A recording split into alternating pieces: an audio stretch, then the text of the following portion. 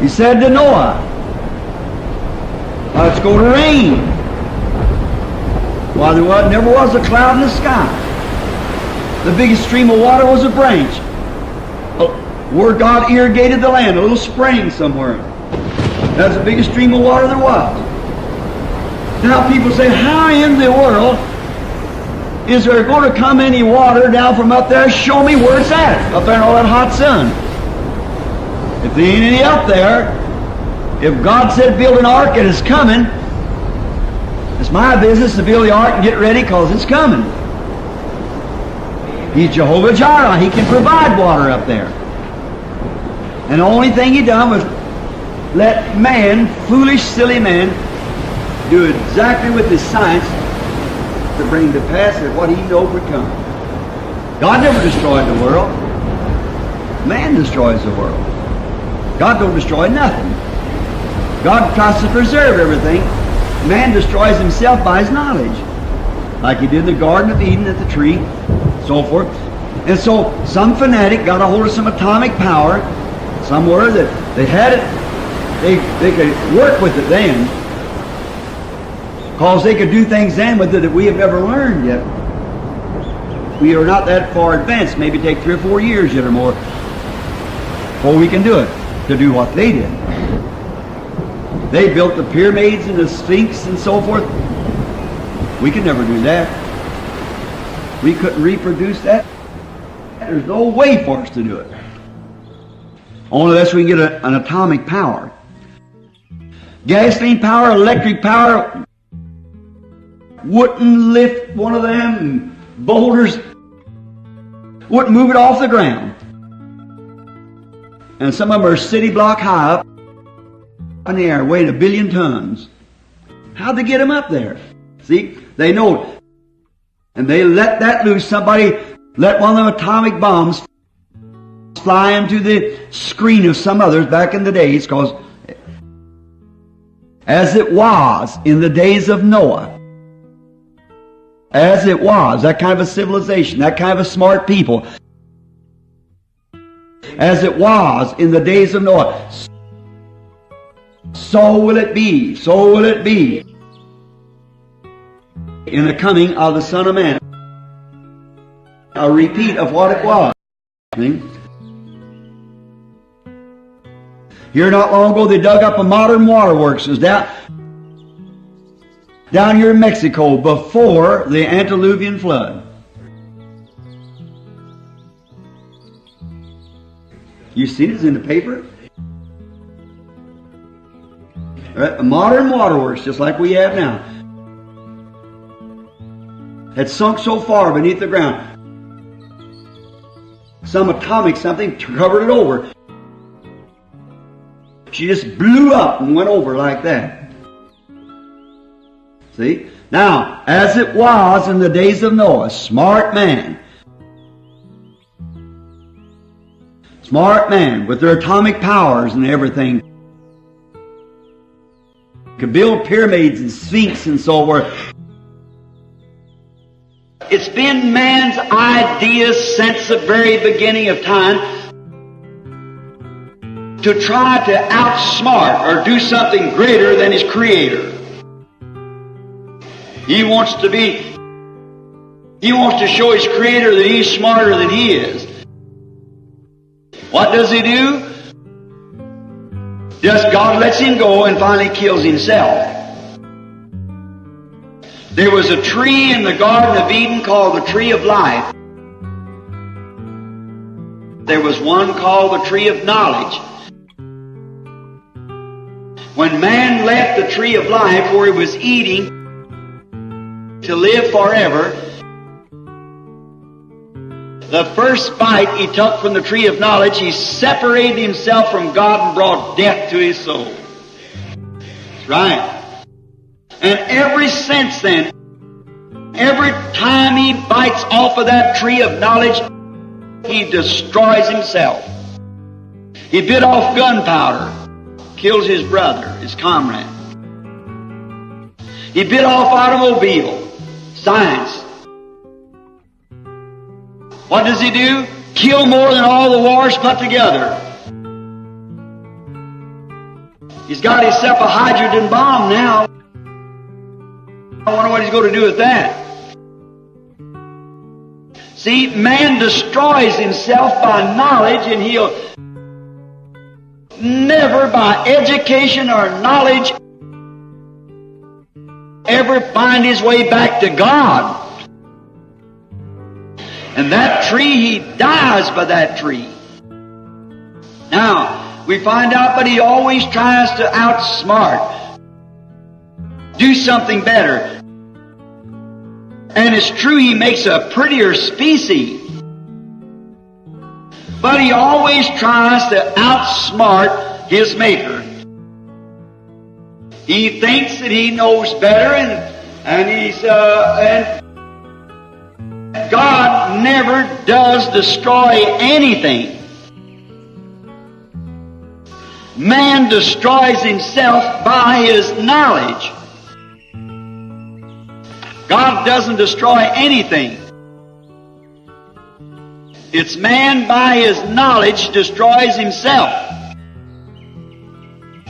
So therefore, if you would take time, go back in the Scriptures and chase the lineage of Cain and then the lineage of Seth, you'll find out that the lineage of Cain were the smart man, the scientists, the workers of wood, the workers of metal, scientists. And they all perished in the antediluvian destruction. But the lineage of Seth were humble farmers, sheep raisers. Watch how they come down.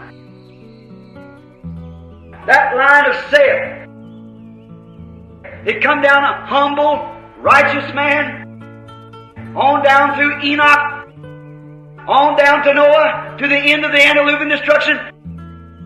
Look at Cain's line. Become smart people, educated, science.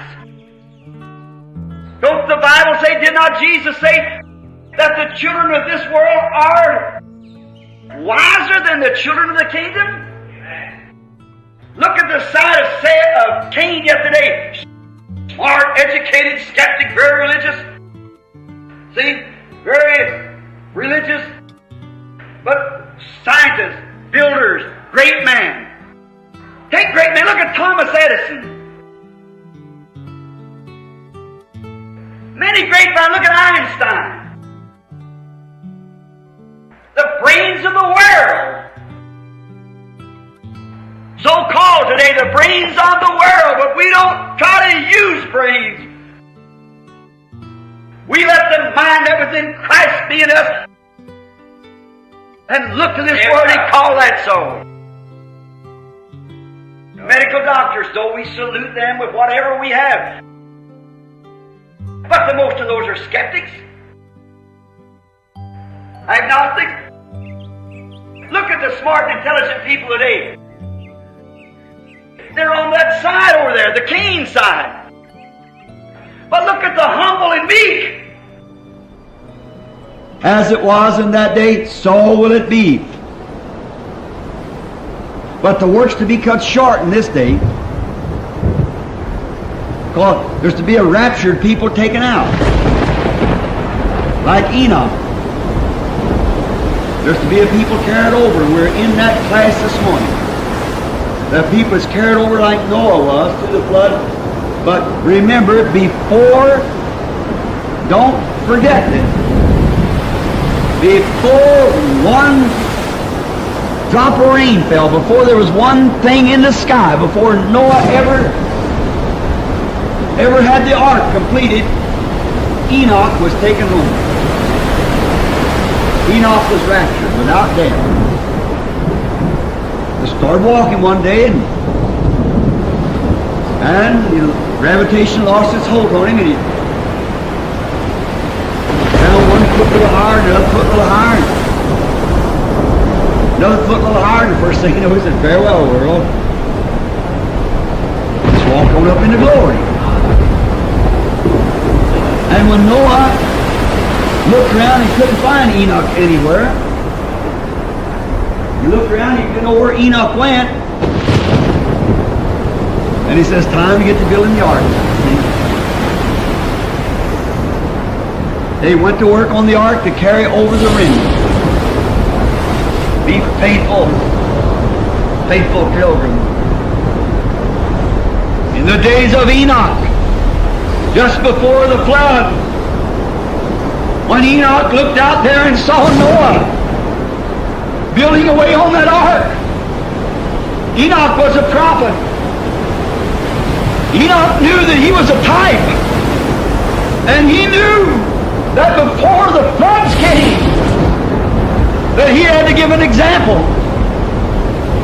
So one afternoon, it was becoming to him to take a walk. It was becoming that he'd take this walk with God. And somehow that day he changed his path. Instead of going around the side of the hill, he took the King's Highway. And he just kept on walking. And they found him not because he was not, but he walked on up the King's Highway.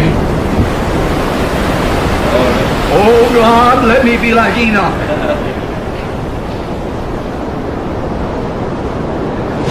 When the hour comes that I must take the path, let me find the King's Highway. I can see Enoch, as he knew it was becoming to him, for he was a prophet. He knew what was going to happen.